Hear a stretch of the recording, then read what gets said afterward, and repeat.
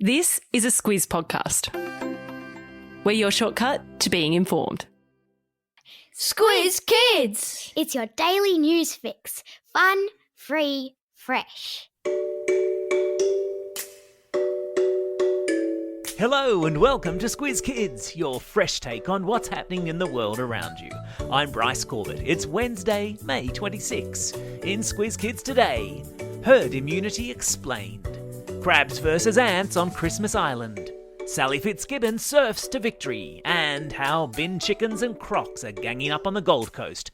That's what's making news, kids style. The Lowdown. We've spoken a lot in these past 6 months about vaccines. And you may have heard the expression herd immunity thrown around in the news in the last few weeks. So, what does it mean? And why is it something that we're working towards? Herd immunity might sound like something that would only be of interest to a cattle farmer, but it's actually a medical term to describe where all countries of the world hope to be at some stage soon with respect to the coronavirus. It's the point at which enough people in the community have been vaccinated so that not only are they less likely to get the disease, they're also less likely to pass it on to others. Now, why is that important? Because eventually we want to be in a position where no matter how hard that nasty COVID virus tries, it finds it really difficult to find anyone in Australia, or anyone in any other country of the world for that matter, to infect. That's how, in years gone by, we've managed to beat other contagious diseases like smallpox, polio, diphtheria, rubella and many others.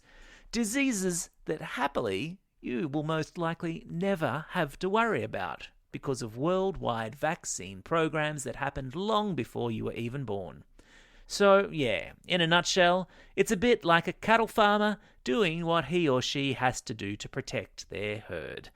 And I say moo to that. On the subject of herd immunity, Melbourneites were yesterday getting reacquainted with their masks after new cases of COVID were detected in a suburb north of the Victorian capital. There's been no lockdown declared yet, and fingers and toes crossed there won't be, but as a precaution, everyone in Greater Melbourne has been told to wear masks again when indoors. That means primary school teachers in Melbourne will be teaching from behind a mask, but students are not required to wear one. But just because your mouths aren't covered, it's not an invitation to talk in class whenever you want. Am I right, teachers?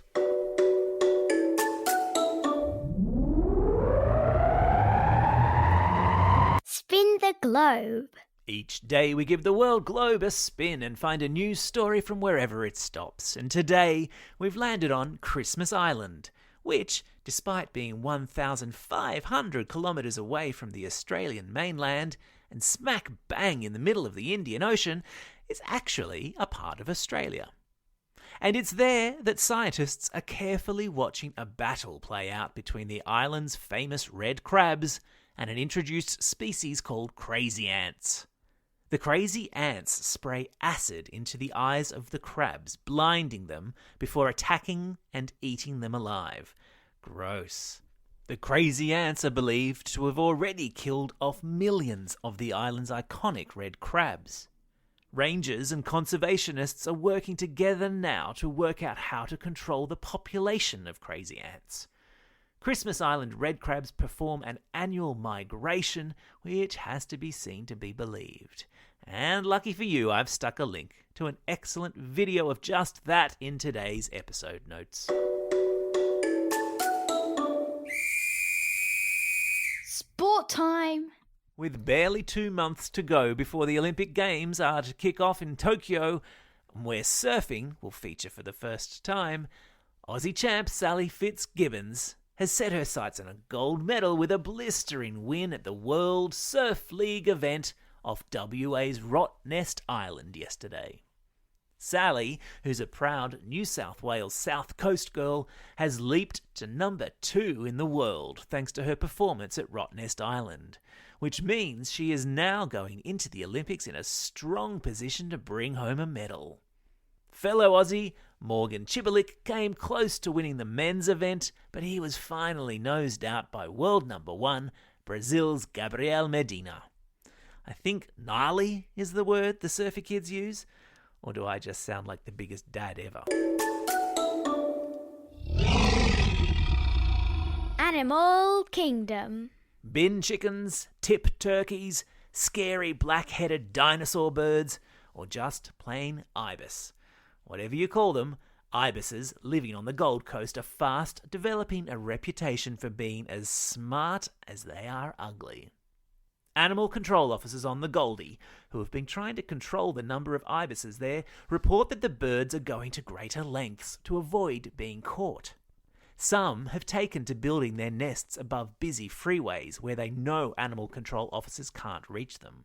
Others have taken it a step further and built their nests above the crocodile enclosure at a local zoo, knowing that no animal control officer in his or her right mind is going to crawl into a crocodile enclosure to get them. And because they are so good at scavenging for food and sticking their long beaks into bins, the ibis has also pushed lots of other native birds out of their habitats. An ibis stole my potato scallop at a picnic the other day. Not a fan.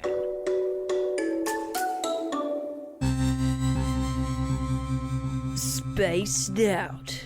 Hey, this is just a quick reminder to not forget tonight is Blood Moon and Lunar Eclipse Night.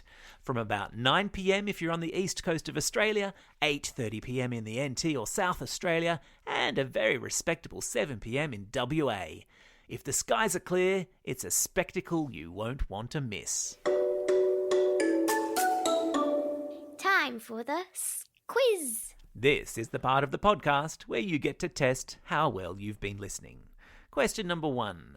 What's the name of the island where red crabs are locked in battle with acid-spitting crazy ants? That's right, it's Christmas Island. Question number 2. Name the Aussie surfer who just won a big competition on Rottnest Island. That's right, it's Sally Fitzgibbon. Question number 3. What sort of bird is nesting above crocodile enclosures on the Gold Coast to avoid being caught? Yeah, it's the ibis, or I'll also accept bin chicken or tip turkey.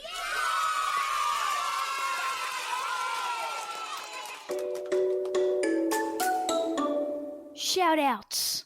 It's May 26, National Sorry Day, a day to remember the Aboriginal and Torres Strait Islander people who were forcibly removed from their families and communities, people we now know as the Stolen Generations. It's also a special day for these Squiz Kids celebrating a birthday today.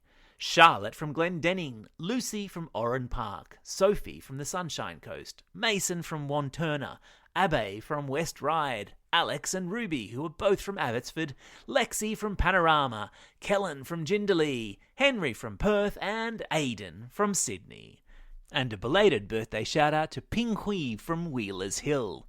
And today's classroom shout-outs go to Mr. Place's Year 5 class at St Francis Xavier Primary School in Geraldton, 5TW at West Ryde Public, Mrs. Mitakos' class 6.2 at St Mary's in Karrinyup, the 7-8 class at Nelson Park School in Geelong, Mrs. Berry Porter's 5SB at Albany Hills State School, Mrs. White's 5W at Balcombe Hills North, and 3-4 Blue at St John's Catholic School in Richmond. Phew. Don't forget, if you've got a birthday coming up and you want a shout out, or if you're after a classroom shout out, drop us a line at squizkids@thesquiz.com.au. Well, that's all we have time for today. Thanks for listening to Squiz Kids. We'll be back again tomorrow. In the meantime, get out there and have a most excellent day. Over and out. Squiz Kids is proudly supported by the Judith Neilson Institute for Journalism and Ideas.